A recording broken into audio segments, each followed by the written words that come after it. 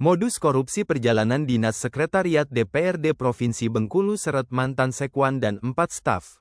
Mantan sekretaris dan staf di lingkungan Sekretariat DPRD Provinsi Bengkulu ditetapkan sebagai tersangka kasus dugaan korupsi anggaran perjalanan dinas tahun 2024.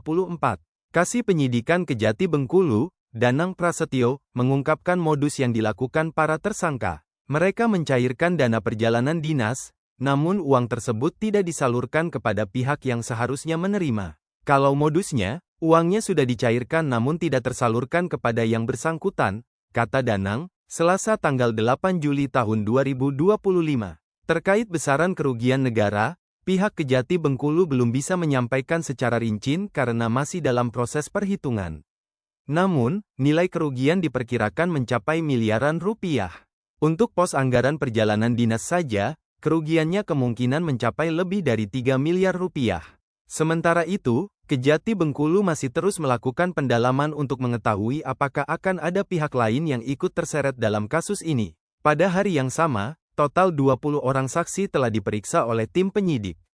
Sejak awal penyelidikan, jumlah saksi yang telah diperiksa sudah mencapai 60 orang. Untuk anggota dewan masih belum ada yang diperiksa, namun kemungkinan bisa saja, kata Danang. Sebelumnya, diberitakan, Kejaksaan Tinggi Kejati Bengkulu menetapkan 5 orang sebagai tersangka dalam kasus dugaan korupsi di lingkungan DPRD Provinsi Bengkulu, termasuk di antaranya mantan Sekretaris Dewan Sekwan. Kelima tersangka tersebut adalah R, mantan Sekretaris DPRD Provinsi Bengkulu, RPJ, Kepala Subbagian Umum, DA, Bendahara, RP, Pembantu Bendahara Pengeluaran, serta AYP, juga Pembantu Bendahara. Penetapan status tersangka dilakukan pada Selasa tanggal 8 Juli tahun 2025, setelah penyidik memeriksa 20 orang saksi sejak siang hingga malam hari.